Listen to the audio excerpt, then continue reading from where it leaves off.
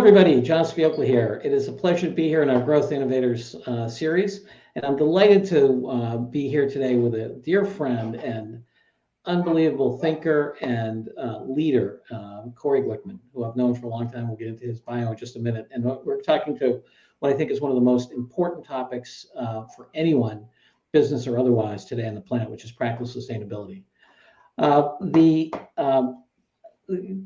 The fundamental thing I want to communicate today is that Corey's going to speak to his work and so forth. And what's lovely about his work is that it's a combination of theoretical, forward-looking, as well as practical. Because he and I were just talking about, you can get about half of what you need to get done today on sustainability with existing technologies, and we'll get into that. At the same time, it's a new path forward for the planet and for your talent. Let me give you a little bit about Corey's background. So Corey and I got to know each other at a place called Diamond Technology Partners, but he's also been before he got to Infosys, where he leads the sustainability practice now, and has just co-authored this fantastic new book. He has also taught a lot, and at his core is really loves to teach. He's taught as an adjunct at Harvard and MIT and Stanford and IIT, Illinois Institute of Technology, near us here. And then he also is a prolific author, speaker, and so forth. And as you get to know him a little bit here, he's just a fantastic human being. I mean, he's really, I think, in the sustainability practice and with his focus on design, tackling an issue that all businesses need to.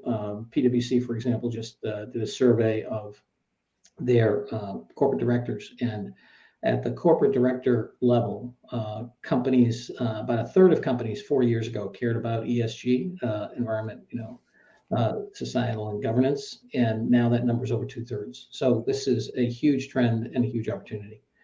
So Corey, welcome. It's delightful to have you here. It's great to see you again, John, and it's wonderful to see what you're doing with the Manifold Group here. So thank you so much for giving us a chance to connect again.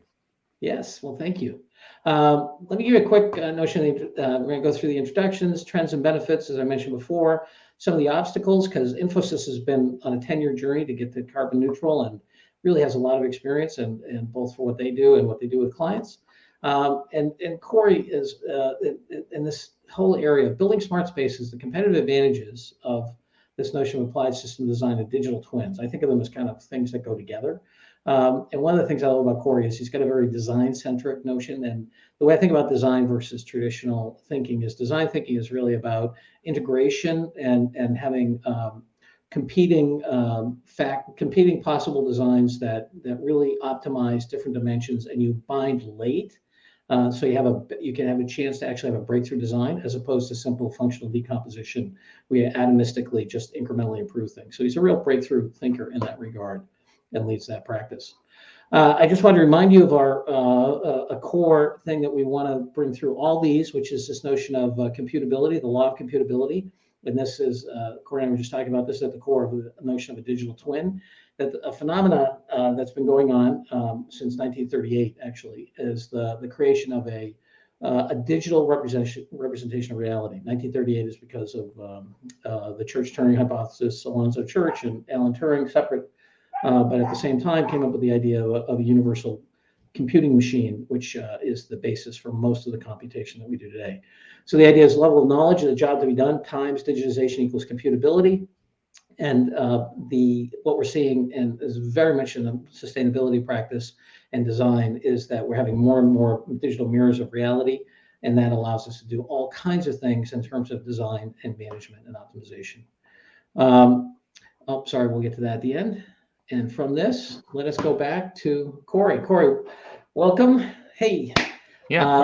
There's so much we want to cover. I'm already worried about the time, even though we've got 56 minutes to go. I'd really love to look. First of all, let me just say, thank you for the work that you're doing. I'm 64. I'm going to be off the planet soon, but I have a granddaughter. This stuff matters. What you're doing, and I think it matters commercially, and I think it matters societally, and I think it matters morally myself. But so in that vein, Corey, could you say what? I think it's worthwhile pausing on practical sustainability. I love that title. Practical sustainability. What are the trends driving sustainability in general, but in particular, practical sustainability? No, thank you, John, for the platform for talking about this. So it is interesting when we started this project. I'm fortunate to work with the co-author, John Cavanaugh, who is one of our knowledge leader institutes. I was asked to take what we do at Infosys, which has a great history of being very ESG centric. We are a very large company, 270,000 individuals, and we've been carbon neutral now for 2 years. And that's all the way scopes 1, 2, and 3. So it's pretty remarkable. We're in 53 countries. We know it can get done, right? Yes. And I've been asked to look at the economic side to say, how do we bring ESG as a service into all of our clients as we are addressing all of the trends that are happening out there right now?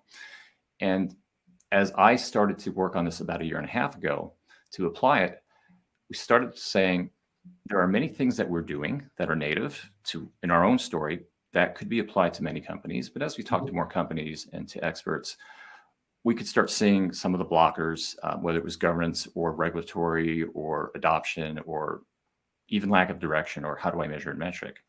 And what we quickly realized is that the fact is that if you break the problem down into the first 50% of solving anything, you can do right now with existing technologies. There are practical things that can be done. The next 30% is more difficult. And the last 20%, maybe we never get there, but get that 50% done. And guess what? You keep on hearing these terms, 2040, 2050, maybe 2030. And we're saying, why does it have to be like that? Right. So we said, let's gather our frameworks. Let's take knowledges, not just our own, but we worked with over 30 experts and many universities and governments on this. And the book actually has 60 kinds of frameworks that are workable and doable. Some are a little bit more theoretical. Many of them can be done right now using what we know about technologies. And they can show return on investments in 1 to 5 years, depending on what you're taking on. The other aspect that we looked at was saying it's a very broad area, right? When you talk about sustainability and ESG. So we said, let's look at 3 specific elements. Let's look at circular commerce, right? Because if you don't have the economic engine, you're never going to get the decisions, right? In order for the changes that need to take place. Yes. Secondly, we said smart spaces. We had an incredible history of saying, if you have optimized spaces that are running off of energy transition, right? Not only does that work, but that's actually 40% of the issues with sustainability, with carbon and with emissions and how people work and all of this area. So you can solve for everything else, but if you don't get the buildings and cities right, you're a lost cause. Right. So, and those are known things that you do, and there's advantages that we'll talk about of why that's a good area to go through. And then the third area, of course, is the human element, because unless we do this and we adopt it, we don't know what the consequences are going to be. We think we know what they are, good or bad. Yes. And just as you talk about, I think there's that fundamental question of you and I, who are a bit older, saying, I look at it from a perspective saying, will I be in good shape while I'm still on this planet? Sure. And I'm also thinking, will my kids be in good shape? But there's this whole generation of folks, kids and people in college that are saying the world has changed, or we should change this world because we don't know, right, of where it is. So they have a huge impact across there. And probably one of the leading questions, we do a lot with the universities. And as you know, I teach a lot. I always get these questions saying, I was planning on being a doctor, or I was planning on being a pet shop owner, or I was planning on being an engineer. Now I'm really interested in sustainability. Do I have to have a different career? And the answer is no, you have those careers, but now you have to put this layer of doing it through sustainability. So. Yes. Well, actually, could I ask you one question? I forgot to mention at the beginning, if folks have questions, please put them in the chat area. I will keep an eye on those and we'll try to answer those as we go along. So please feel free to do that. Corey, you said there were 3 factors. The first one, you start out with circular commerce. Could you just define that for folks who are not familiar with that term? Sure. So the definitions of circular commerce really has more to do with like what I would call a closed loop system. Yeah. So in the past, I say even it's from like very much it's about if I go to create a supply chain, I want traceability, and I want to know from the very beginning where a product is going to end up being at the end of this, or how my suppliers are going to line up, and are they going to have the same kind of shared goals across here? And ultimately, when that product goes through its life cycle, what happens to it, right? We also wonder about all the phones we might have sitting in our drawers, or what are we doing with those coffee cup, dispensers and areas like that. Right. And that generally breaks down into, there are biological loops, right? There are biological objects, whether it's agriculture or other components, or it could be the technical components as we do more and more. So understanding how these loops should work so that, in the past, if we think of economies, I think it was like in the 50s, right? That people would say you worked for a living. Right after World War II, in the countries that did well, like the US, Yes. I think the question really came saying, we bought our living. How many objects could we buy? And it was like, how could we create those objects so they were available and market those and thus get enjoyment or value out of these objects?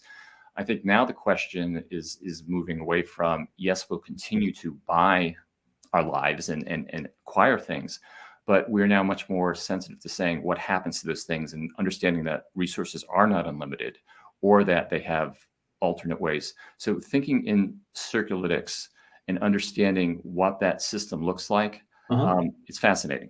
Mm-hmm. Yes. Yeah, Circulytics, there's a new term. Cool. And as I understand it too, it's like the full life cycle, and then it can be the full life cycle of your business, like everything that goes on, and then it can be your buyers and suppliers, right? And then there's like the actual disposition of their loops, right? Absolutely, John. So a great example would be when people, or when organizations think about, they have sustainability as part of their agendas now.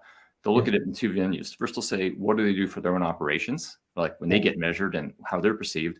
And then they say, well, what happens to their supply chain, and who do they choose to be vendors? And this works everywhere from how they even get their credit, right? So banks will only now finance, or investors or ESG investment will look at companies that have these good loops across there. So that's important. And then there's some really fascinating models, which is interesting, such as take the battery economy. So when we think of car batteries for EV, we say, okay, on a Tesla or another kind of vehicle, it's good for 5 or 6 years before it doesn't perform as well as we would like. And then we think, do we recycle that battery? Do we recharge that battery? And that would be within that same loop, right? I'm keeping it in that supply chain for automobiles. But why not take that battery? And other people have said this, it's not an original idea. Let's move it to a different loop. Let's take it into low-powered IoT devices, or things that you can use in your home that, guess what? Because that battery still has 80% efficacy. It's not good enough to run your vehicle, but it's good enough to run a lot of other things. So there's ways of having your loops jump across. I think there is another interesting element, because people are recognizing, especially investors, how important this is, but how complex it is. So they're starting to link in very complex ideas like blockchain and cryptocurrency. So now you've got two slightly unsure, unknown factors that are quickly being attached to this idea of Circulytics. And that increases the idea of great potential for investment and return, but also great volatility, right? Because some of those things aren't quite understood yet. Yeah, well, it's interesting, as you have if you look historically, you have a more robust information description of a given reality, and then contracts. So you look at something like corn futures, for example. Once you have those contracts and verification of the corn futures, often the derivative products, the financial products, are 2 or 3 or 10 or 1,000 times more traded than the underlying thing itself. And it's interesting when you look at cryptocurrencies and blockchain as a specific identifier that then allows for contracting and trading. Who knows, right? I mean, it could be a massive. But Circulytics is the future. It is the future of how we are realizing that not only do we not have unlimited resources, but you actually get better value. But key questions are saying, so if I build a product, how long should that product stay in the marketplace to a level of quality? Or is it better for it to perhaps time out at a certain period because I get added benefit from when it does time out and I have more rapid iterations? There's different formulas depending what industry you're in.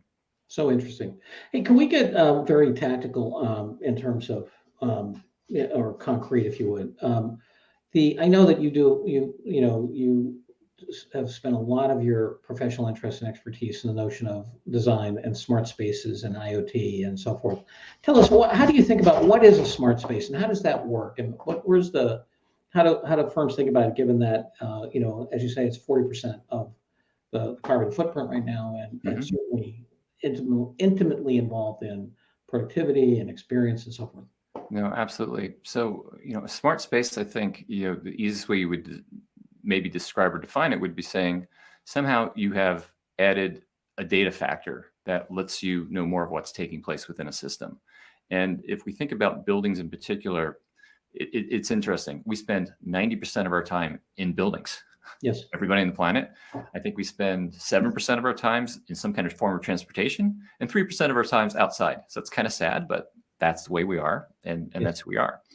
And buildings have been a laggard when it has come to technology compared to, say, the use in whether it's devices we have or what we're doing in our vehicles and so forth. Because when you put a building in place, it's up, 30, 40, 50, 100 years across there. So you have to retrofit and come across there. Yeah. But what has been recognized due to either constraints of resources, whether that's power or water or what happens with our waste, and there's also this idea of what does working mean, right? And how do you create environments for either creativity or productivity or manufacturing? And you also are looking at all the other areas of what it means for people to be in cities and so forth. So when things are in laggard technology perspectives, they have this chance to leapfrog, right? Right. So now you can take all of this knowledge that we've learned in other fields around technology, and we can apply this to buildings. And this has been happening for the last 30, 40 years, that we would say, from data perspectives and IoT devices and components. But you and I both know, and we were talking about this earlier, go back to Rome 1,500 years ago, and we're talking about putting water systems in and aqueducts. So there's always been this idea. But why this is so important right now is that when people talk about the 50 billion connected things, it's the buildings. That's what it is, right? Yes. You have these environments that allow to make it healthy and safe, that allow for productivity, that allow for better user experience or easier conversions of how these buildings are used. And even now starting to think about what the built environment itself means. Mm-hmm. And if you don't get this right, it doesn't matter if we get everything else right, because if 40% of your problem isn't solved, we're not going to make it, right? So this idea is going to leapfrog, and it's going to have a huge surge in technologies, digital twins, how we think about data, and why it's also a super interesting area of why this will work.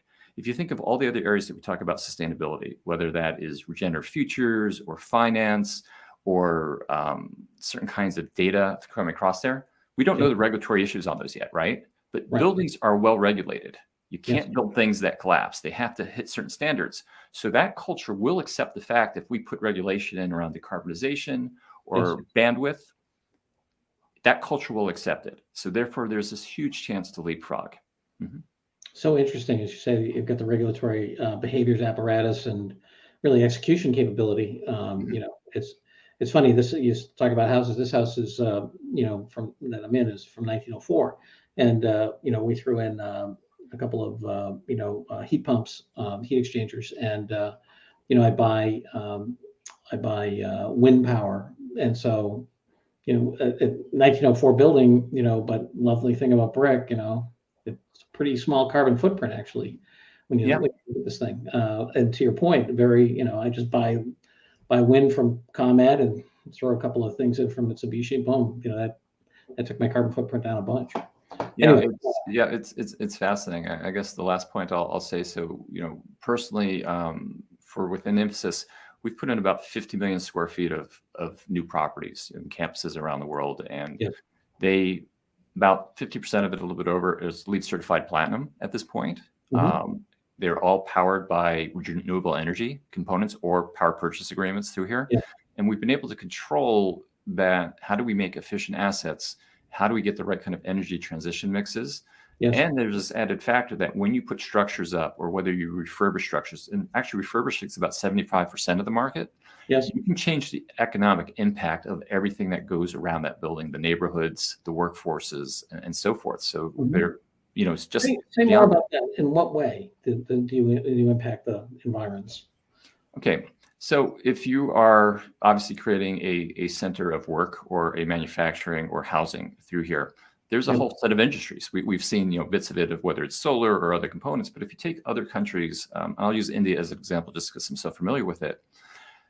If you are changing the economy and you are creating jobs across there, not everybody's going to go work in that building, right? But all of the supply chain aspect, again, of what happens around there, companies that are looking to get to net zero part of it, the right way to do it is actually to take the carbon out in the first place. What you can do technology-wise, what can you do process-wise and behavioral? But then you have to have the economy that says, I need carbon credits. You set a carbon price of how much, per metric ton, and then you come up whether it's forestation or other components. But one of the big CSR things is saying improve the environment around you. So a great example of this is that, so if you're in India and you're in a small village rural. And just for folks who don't know, corporate social responsibility, CSR. Yeah. Sorry, thank you. So here's a great program that we worked on. The idea was, if you're in rural India, there's a large issue around cow dung just being out in the open, and it puts off a lot of methane gases. It's just bad, right? So you've got a problem there. So what we did is we came up with a program locally that said there's a safe way to collect this and actually store these in biogas by the houses, so which is a very simple still kind of device that can be locally manufactured, and have just the sun convert that into methane gas, and now pump this into your home and use it to cook with, right?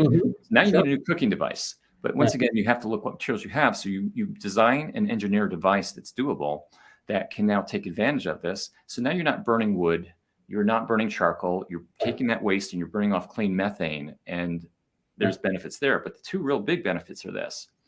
You now have created jobs to go collect this, to create these engineering components and this across here. But most importantly, before this, the way you got your firewood is if you were a girl starting at 4 years old, you get up 5 o'clock in the morning, and this is what you did every day from 5 o'clock in the morning to the end of the day, go get firewood. Yes. So you're 16 and you were married.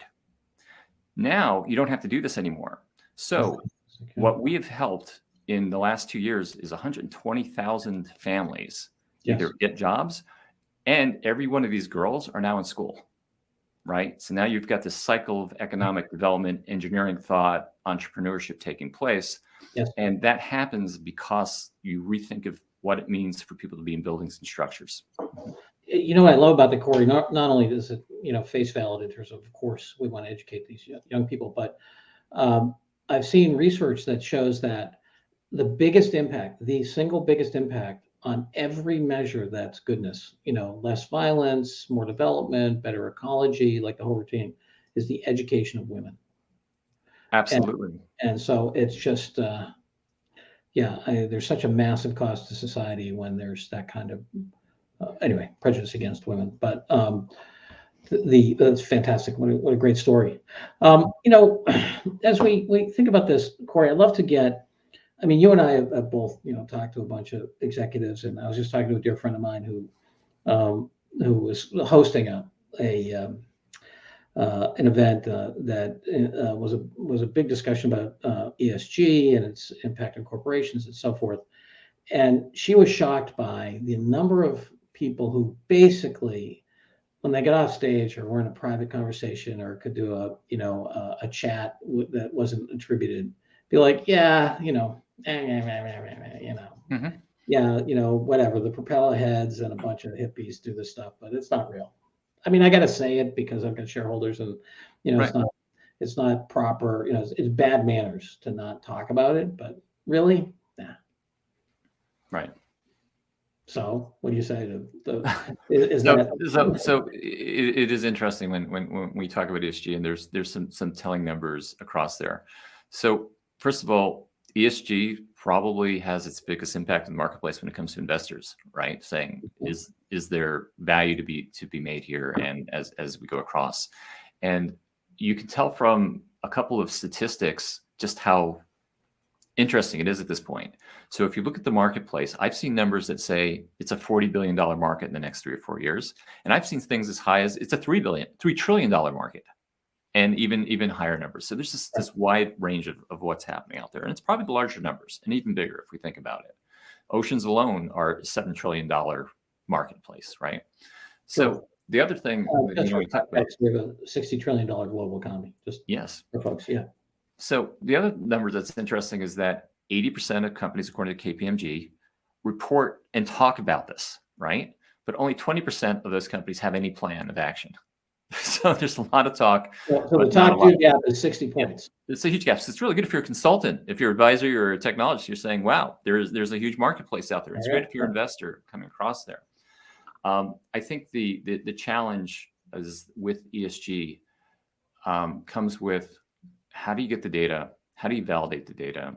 Yeah. How does AI and other components come into this? So if you're a financial institution and an investment house, you want to know everybody who you're putting your money towards, what are they doing in this direction? And how will they be perceived in the marketplace and in that supply chain? And the sharing of that data becomes a big question, whether it is decisions by the companies themselves or regulatory issues again, or how do you share data across there? I'll give you one good example. We're working with a very prominent automotive manufacturer in Europe, and they agreed to really be a very good partner in ESG for the marketplace. Yes. And they've agreed down the supply chain to actually share data. And it's an interesting fact with automotives. I would state that cars are probably the most sophisticated thing that we make on the planet, regardless of anything else, right? The number of cars that we create, the amount of computers, the fact that they're a price point, the fact that they last for 15 years, the fact that they're easy to use. You can build rocket ships and submarines, but there's only, a couple dozen of those things on the planet. Its cars are amazing, right? So with the change to EV vehicles, the old supply chain prior to that, you'd have 17,000 different vendors and parts and components that would go in this. When you simplify to EV components to cars, you're now talking 4,000 pieces, right? There's a lot less mechanical. So you have a smaller supply chain coming across there. So this company that we're working with agrees to go into a cycle like this over a 10-year period. And it's about sharing data. And they come back and they say, we'll only share 2/3 of our data. That other third, we're going to hold back because if you could hear all our data, you can reverse engineer what we're doing. And every company's kind of asking that question, right? And there is no rules to how to play by yet. So it is interesting. And I know we're going to talk about digital twins in a bit, but I think it's a role where digital twins start to look at simulations and productivity and how can I fill in those missing pieces and stuff. So it's a pretty fascinating area. Yeah, I remember I was reading Ashley Vance's biography of Elon Musk, and they're talking about the Tesla, and the fact that the Tesla engine has 3 parts. Right? There's the magnetic field, the impeller, and the axle. That's it, 3 parts. Yes. And so if you have 2 engines, it's 6 parts. It's not a lot. Amazing. Let's go ahead and turn to this notion of digital twin. I mean, the whole, there's certainly been a lot of conversation about it. Many years ago, a buddy of mine and I started a course we call Managing the Market Space, and it was place, space, physical, virtual. First of all, how do you define a digital twin, and why should people care? So, and my definition might be a little bit different, but I'll give a little bit of background of how it got there. So, to me, a digital twin ultimately is a representation of data that simulates something that's physical and has some kind of connection to it, right, through here. And I think in many people's minds about a digital twin, they think it's an exact replication, duplication or doppelganger of something physical. And somehow that can talk back and forth. If something happens in the physical object, you can see it happening in the digital representation, or you can do simulations in the digital representation, or maybe an upgrade in the digital level that might impact the physical side. And where it gets very interesting is the idea of if I can see 1,000 objects, let's say airplane engines at one time. Yes. And I can see anomalies starting to take place in my digital twin. Perhaps I can predict a maintenance issue, or I can see a flaw before it becomes a catastrophe, or I can see a new engineering paradigm through here. And I think that's how we traditionally have thought about digital twins. It started out with airplane engines at first, and then the windmills and other areas, elevators, etc. But digital twins now are much more about not just data that might be a physical object. It could also be the data that's involved with the social or an economic factor or an impact to a model across here. Right. And there's one basic flaw of digital twins. It's basic physics. The minute you look at a model, you've changed the model, right? If I were to do a true digital twin, say of a complete airport, yes, I could digital twin everything in the building. I could digital twin even people walking through it. I could digital twin the airplanes pulling up, the food service components, the calories, the bathrooms, everything. Somebody flushes the toilet, my model's changing. Somebody has a sneeze, the model's changing, right? So you have to determine how much data do you actually need to do something with to order to get value across there. And you also, I think, have to acknowledge that not everything has to be visualized. And that's maybe where I'm a little bit more controversial than others, saying people think Mhm. digital twins is Halo 3D. I can see a virtual world coming in Sure. front of me. The fact of the matter is that's a lot of wasted computer power. And Sure. does a human need to see all that data, or can the machines do that inside themselves? And do I just need to see certain parts of this? Yeah. So we're in early days still, where we tend to over engineer and overthink, and we shoot for the sky, which is the right thing to do, saying we Sure. want these digital twins that look as good as video games, and they have this reality of it. But the fact of the matter is that's probably not good design and engineering, because Mhm. it's using a lot of computing power. Maybe 90% of it isn't of any value, even if it Yeah. looks beautiful. But what Sure. is the data doing for me, or what is it doing for these controls? So this idea of digital twins are ways that we can have that single pane of glass. We use that term a lot to see Yeah. what's happening in a complex system. Yes. And there's many ways of reading that. Yeah. Now it's interesting, you remind me of the early days of movies were very much just taking, movie films of plays, right?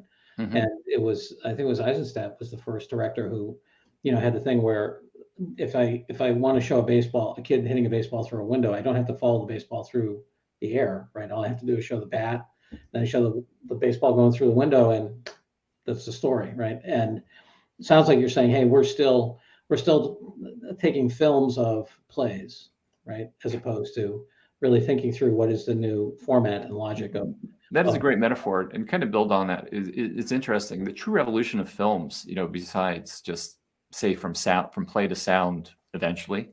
was when they started doing animation, right? Yeah. And they started Sure. saying, no, I can create components within photographs that I can have this artistic control or Sure. technical control, and that started that whole understanding of what you can actually do with the medium and Sure. going across there.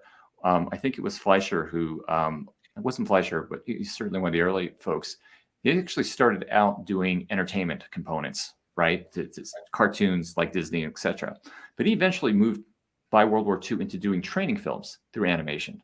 And the impact of that business, if you think about it, the value of doing something as wonderful as a Fantasia and what Yeah. that brings to us versus a piece of animation that can train an entire population on how to succeed and survive in a stress situation Sure. or trained manually. So I think Absolutely. it's the same thing that's going to happen with digital twins, right? Right now, we're still in that phase of it looks great. I'm getting building systems. I'm seeing how these operations go, but truly using it to do model impacting or understanding Yeah. truly how I have multiple complex systems working. I think we're just starting to see the edge of what that could be. Mhm. Yes. One of the kind of thought bubbles for me was always what state of mind was Walt Disney in when he thought of a talking mouse, but that's another whole conversation. Right. The Bill Eldridge. Um, Anyway, Bill Eldridge, dear friend, asked a question here about other standard ESG metrics and ways to collect the relevant data. And does each organization have to create their own? I know there are some out there, right? You have Sustainify and Standard & Poor's and MSCI bar, but Yes. could you opine a bit on what those are? Sure. So yeah, so there are certainly those components, and those standard ESG metrics that you're talking about either come through the UN SDGs, and you get to select which ones, or through Sorry, could you unpack those acronyms, UNSDG? oh, I'm sorry, the um, sustainability-driven goals, coming across here.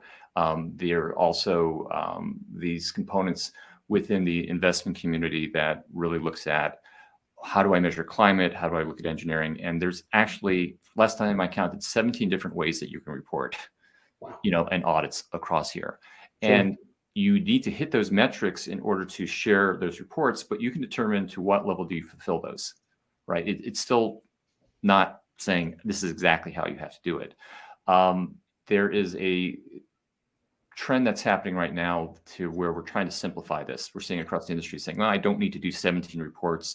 Can I do 4 or 5? And you'll see alliances of companies taking place, like carbon disclosure protocols, Yeah. CDPs, are basically saying, you and I agree that these are the 6 we're going to pay attention to, and we're going to do business together, that we have these shared values Yes. coming across there. So yes, there are standard ones. And I think that the institutions from the financial aspect are trying to drive out more and more data and protocols so that there is knowledge that can be accountable for. So Yes. from their perspective, they're saying, if we're to look at investments or if we're to look at credit worthiness, here's what we're going to measure, whether it's climate, whether it's emissions, whether it's social factors.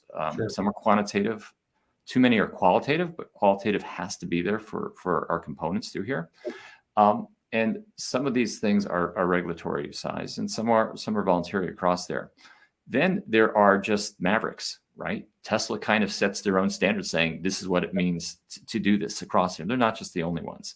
Right. So ESG is a complex area, but I can tell you right now that every company is saying that is the big bet, right? That if they can get this ESG understood, if they can actually have their organizations perform well in this economy through there, that is where the big picture is across here.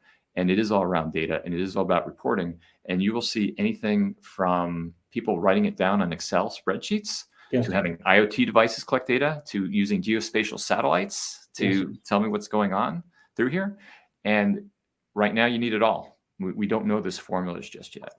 Yeah, it's interesting, Corey. You mentioned before too the investors having that influence. So you have Larry Fink's latest letter, CEO of BlackRock.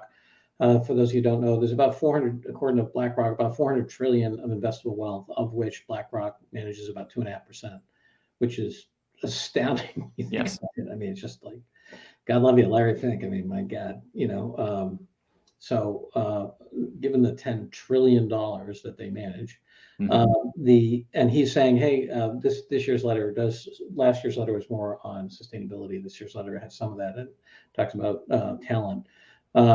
But you have this big trend. A dear friend who works at a major custody bank is saying, hey, look, if you look at investing as a layer cake, you have the asset allocators like BlackRock, and then you have the managers, and BlackRock has the managers too. But sometimes you have like CalPERS, the California pension, right? I think I forget how much they have to invest. I think it's over $1 trillion. Anyway, they have a lot of money to invest. They're going to the managers, and those managers are now getting directives to do ESG related things. And then he is as a custody bank was to provide some of those measures and so forth. But I mean, you said it briefly earlier on. It's really, it's the executives and leaders, but also investors are really pushing for these kinds of measures.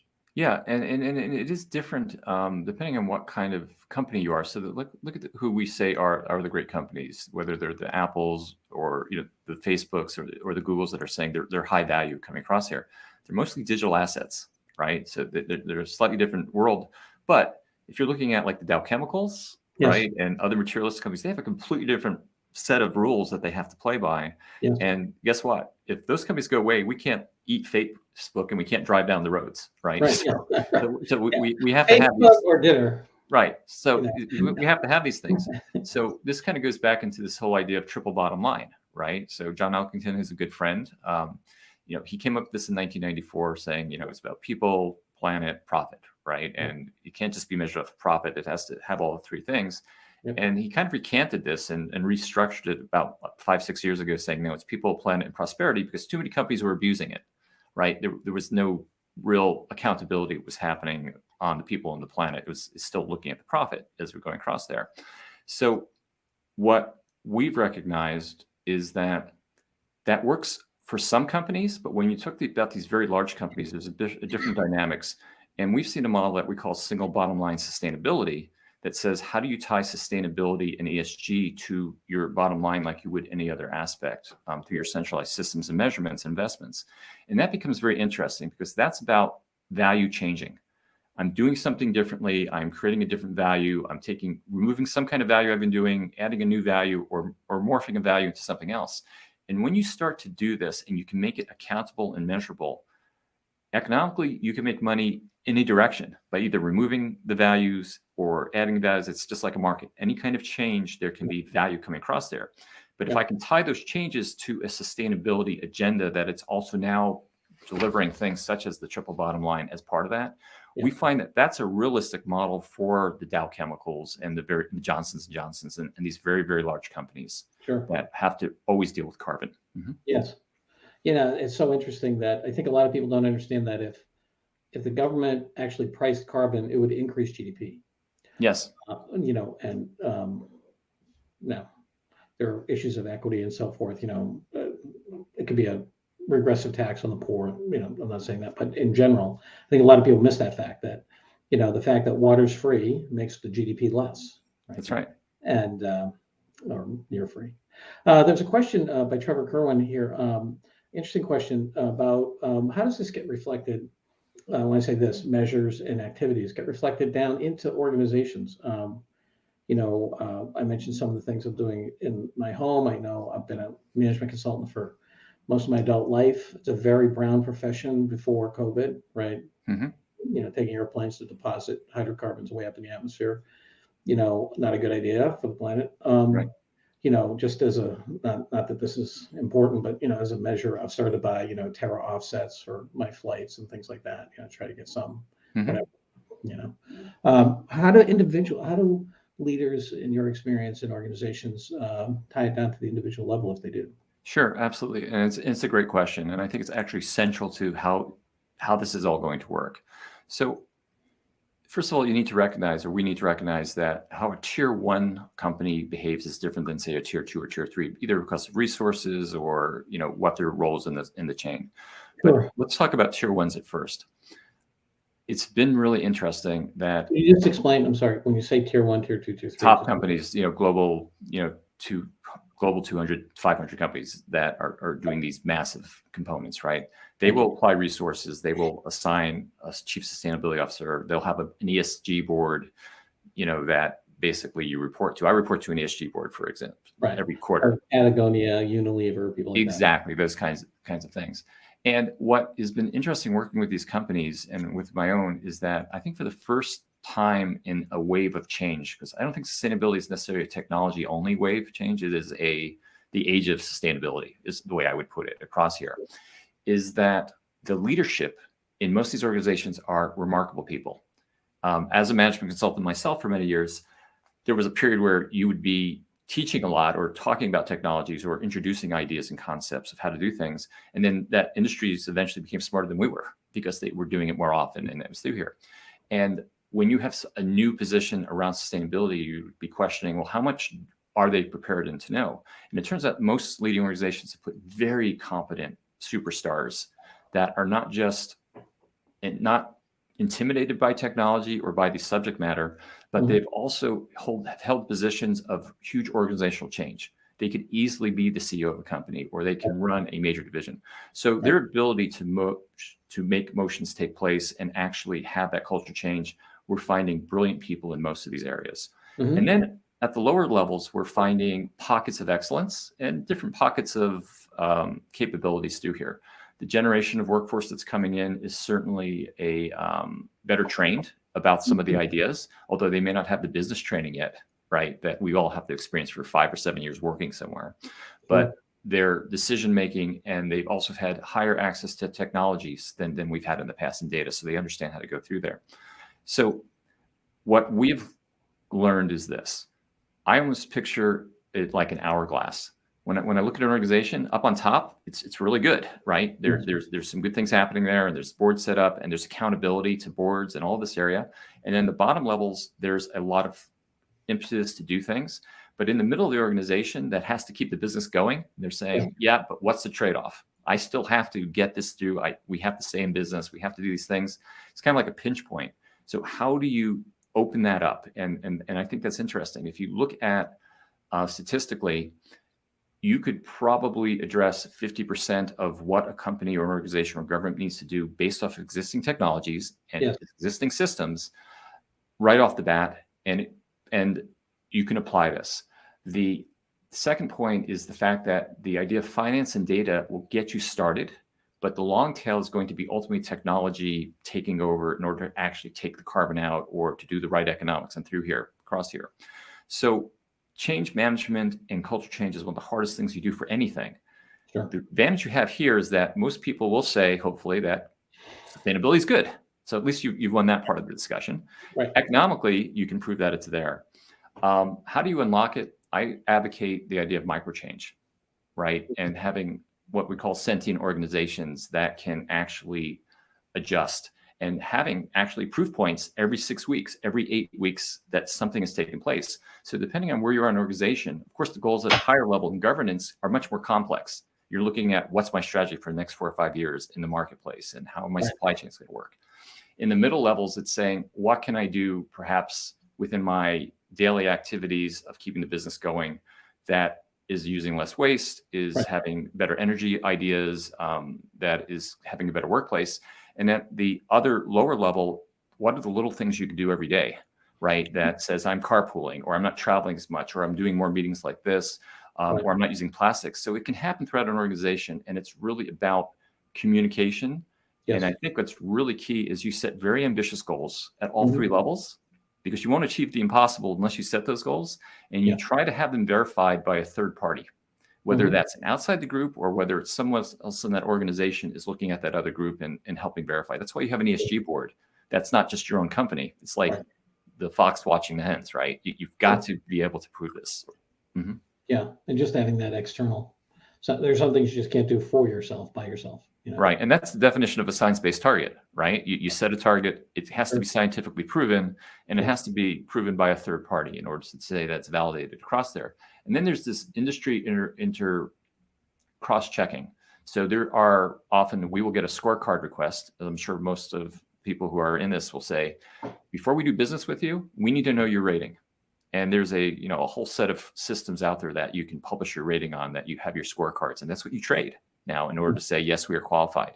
We almost see in all of our master service agreements now that will you adhere to the following compliances around sustainability? And I've seen that everything from how you travel to what kind of paint are you using on your walls in your buildings or carpets, and Sure. there's a variety of areas.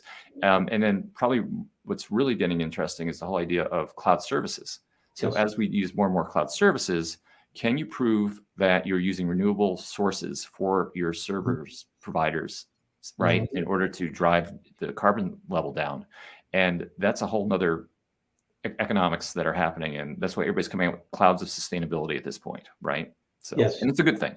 So interesting. I mean, when you look at, where are the power centers? It's the owners of the company, the investors and the customers, and now they're starting to exert their leverage to really Yes. drive this forward. Hey, we've got a little over 10 minutes to go here. And I wanted to, first of all, I want to put a thought in your head. Is there anything in particular you want to make sure our audience hears before we go forward? And we should tell them a little bit about the availability of your book and so forth.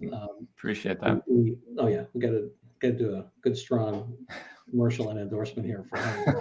That's great. It's really a great book. It's a great read. Well, it's very.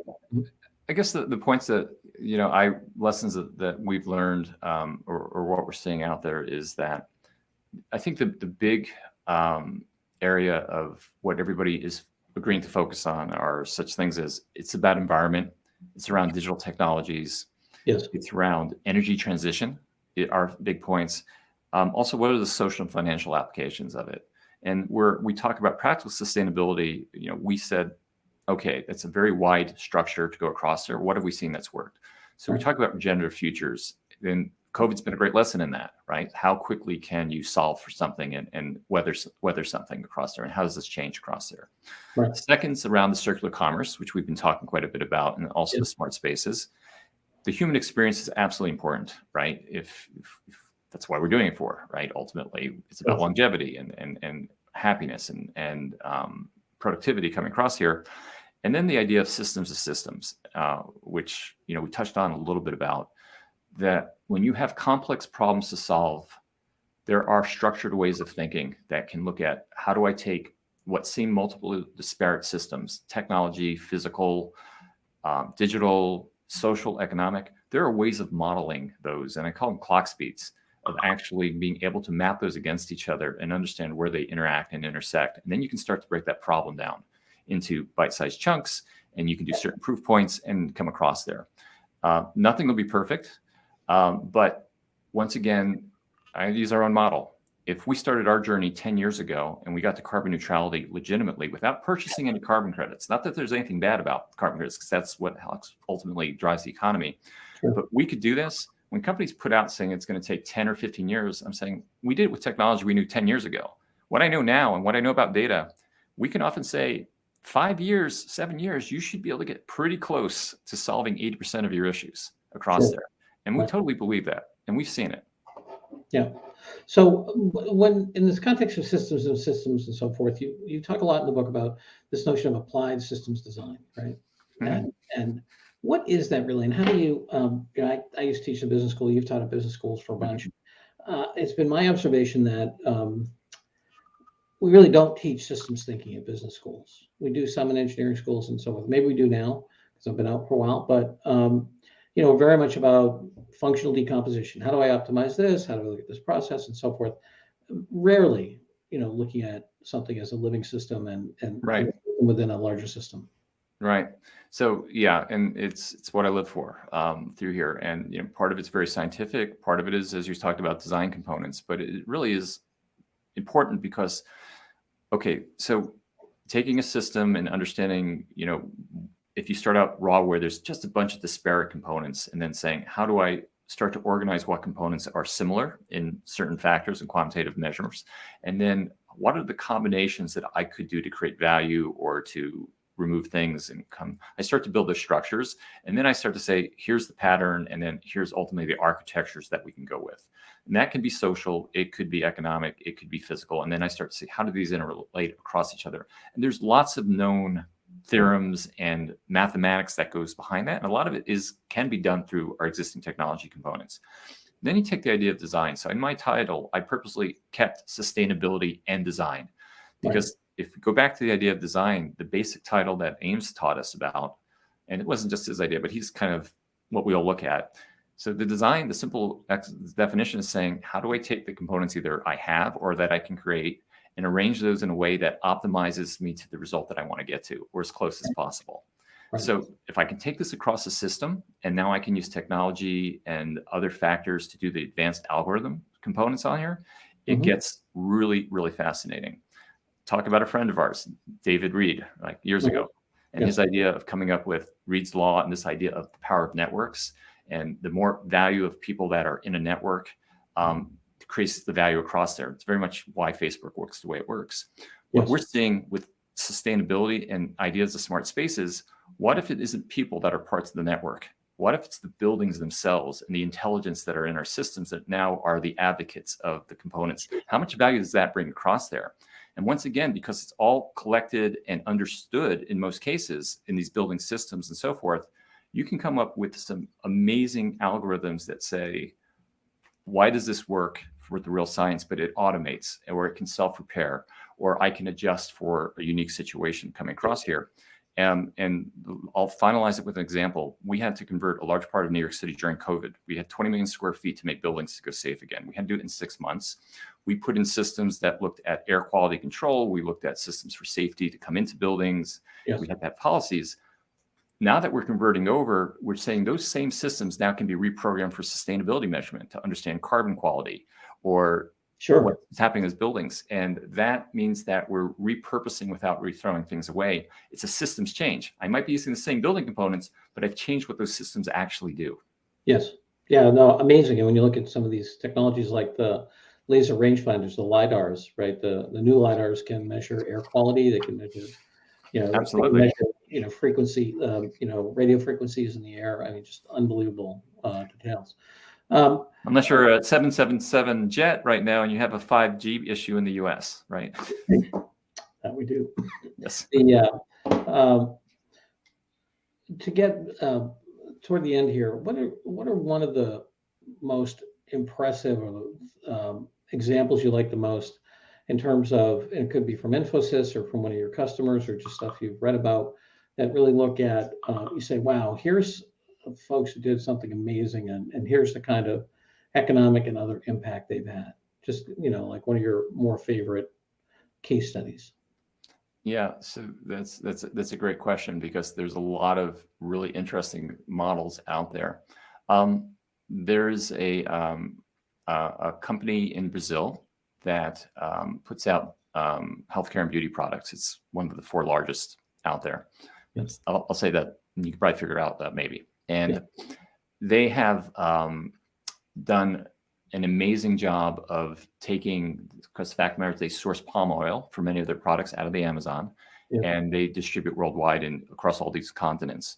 And they have done a wonderful program of not just optimizing their supply chain across there, but they've also done a huge biodiversity program that actually doesn't deplete what they're doing as they come across there.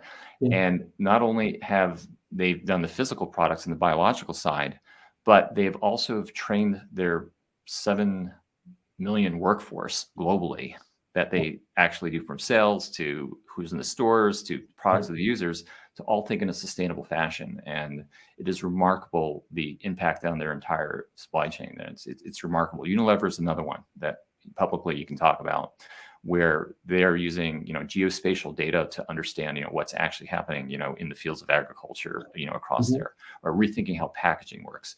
So there are truly some amazing examples out there of companies that are doing this at a level, and they're not talking about it as much as you might think about it, but their records are absolutely remarkable of what they've been able to do.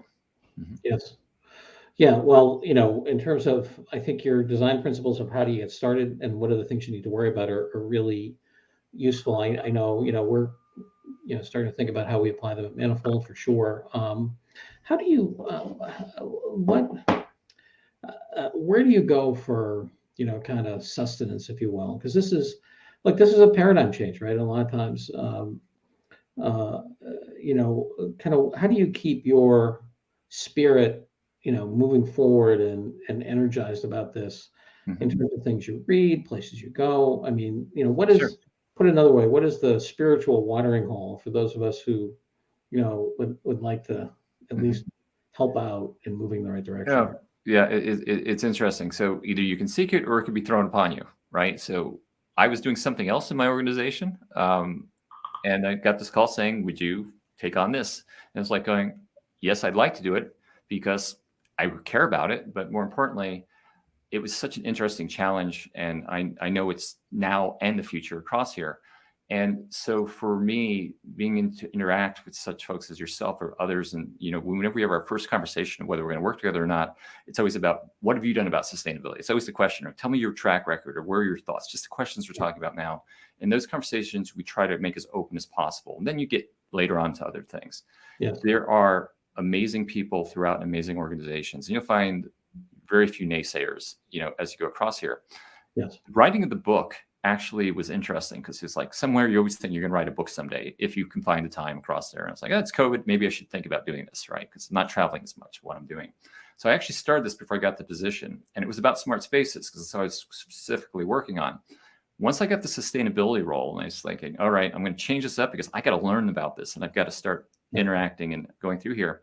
What happened, interesting enough, and maybe this happens to other folks, was it no longer was, I'm writing a book to write a book. It's like, I need to write this book because it's the only way I can understand and get the data or start to get through those thoughts or interact with individuals. Yes. And therefore it became, and will continue to be, an ongoing journey for myself through here and for those around me. And that's really what we're trying to do with the book. Is it is a, you get to a point in your career that goes beyond, it's just business. It's what can you possibly do to have impact, right? And that's really how it's been placed. So I think we find our inspirations through our kids, through our communities, through our workplaces. Yes. And we find our passions. And it goes back to that student discussion. Can I be a doctor and can I also be passionate about sustainability? Absolutely, yes. Why wouldn't you be? Right. Well, I think that's a great place to end. I know we've only got a couple minutes left. Corey, I want to thank you for coming and being with us. And for those of you who are in the audience, everybody who has attended today will get a free Kindle e-copy of the book, and it's available for the obviously at Amazon, and it's going to be a very discounted price over the next week or so on Amazon, down to 99 cents. So it's unbelievable. I really recommend it to you. I read a lot of books, and this one is inspiring and practical. I just would love to hear any feedback that the audience has. And Corey, whatever we can do to help push your agenda forward, thank you so much for being a part of this. And let me just say thank you and tell our folks what's coming up next month. Well, thank everybody for this opportunity, and thank you, John, for inviting me on board. Well, thanks. It's quick notion. Rest of the story. This notion of sustainability in certain cultures has been a long time. If you go back to the Romans, about 1,500 years ago, as Corey was talking about, the Romans actually had a lot of things that a lot of sustainable households would love today. Three in particular, they heated the house through the floors through a movement of warm water. They had a separation of drinking water and sewer water, potable and non-potable, which is a big thing that many sewer systems today don't have, which has huge impacts. And the third thing is that they certainly oriented the house and the gardens and so forth to take advantage of solar heat, cool, and pointing north or south, usually with the bedrooms, and having a wonderful progress from inside to outside in a sustainable way. So it's really about design and thinking, not just spending. Happy to share this information with you. Any inquiries you have, we'll be happy to follow up with. And on this, on a similar topic, next month we're going to have Andy Winston. Andy Winston, as an old friend, he actually has written a fabulous book last April called Net Positive, which is a fourth of his books. He's been in the eco space for about 20 years or more. An amazing professional, and we're going to be talking about the same notion even more broadly as you think about diversity, inclusion, ecology, and so forth. And it's co-written with the ex-CEO of Unilever, and really tells a story about when Paul Polman was at Unilever in the context of this. So a real world-shaking continuation of this set of activities. So thanks, everybody. Hope to see you again next month.